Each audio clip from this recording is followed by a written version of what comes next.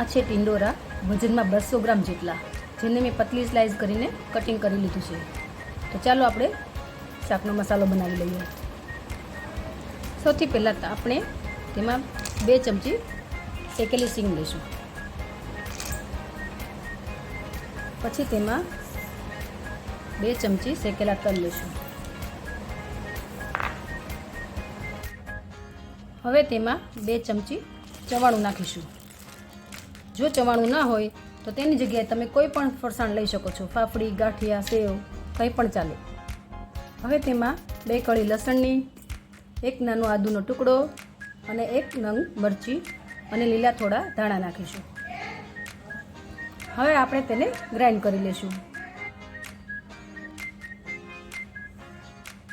તો જુઓ, આપણો મસાલો સરસ એવો પીસાઈ ગયો છે. આને અધકચરો જ રાખવાનો છે, એકદમ પાવડર નથી કરવાનો.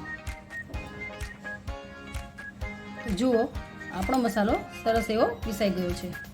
આને આવો અધકચરો જ રાખવાનો છે, એકદમ પાવડર નથી કરવાનો. તો ચાલો તેમાં બીજા મસાલા કરી લઈએ.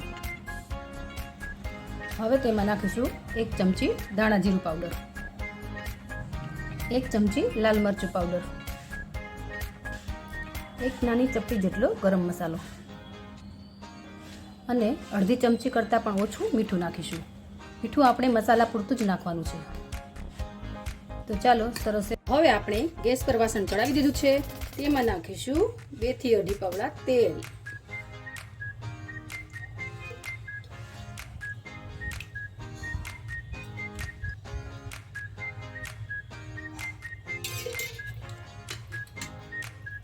હવે આપણું તેલ ગરમ થઈ ગયું છે. તો તેમાં અડધી ચમચી રાઈ નાખીશું, અડધી ચમચી જીરું, અડધી ચમચી જેટલી હિંગ અને અડધી ચમચી હળદર. હળદર આપણે મસાલામાં એટલા માટે નથી નાખી કે આ રીતે તેલમાં નાખશું તો શાકનો કલર ખૂબ જ સરસ આવશે. હવે તેમાં નાખી દઈશું 1 નંગ ટામેટાના ટુકડા.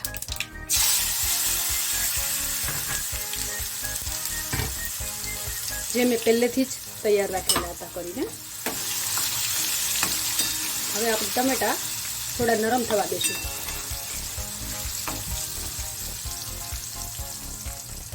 હવે તેમાં ટિંડોરા નાખી દઈશું અને સારી રીતે મિક્સ કરી લઈશું.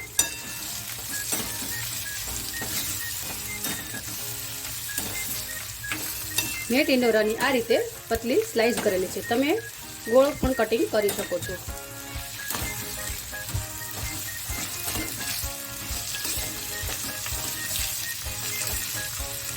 હવે તેમાં ટિંડોરાના ભાગનું મીઠું નાખીશું.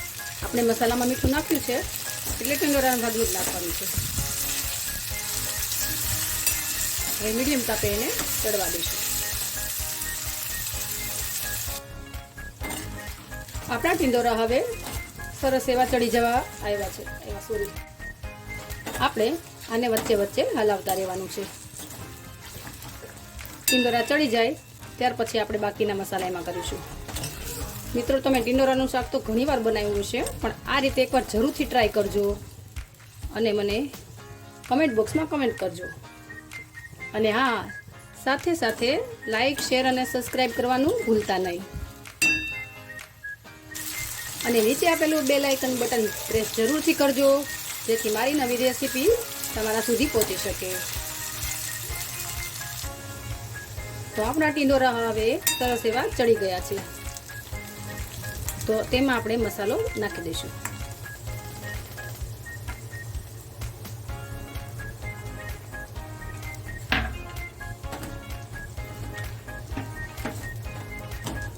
મસાલો ટિંડોરા સાથે મિક્સ થાય ત્યાં સુધી આપણે 2 મિનિટ રહેવા દેશું.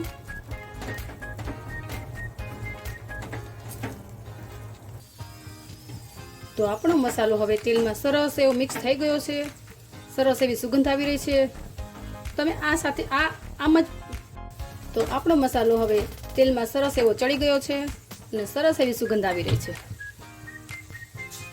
હવે આમાં આપણે થોડું પાણી નાખીશું ગ્રેવી કરવા માટે. જો તમારે રસો ન કરવો હોય તો આ જ રીતે શાક તૈયાર થઈ ગયેલું છે.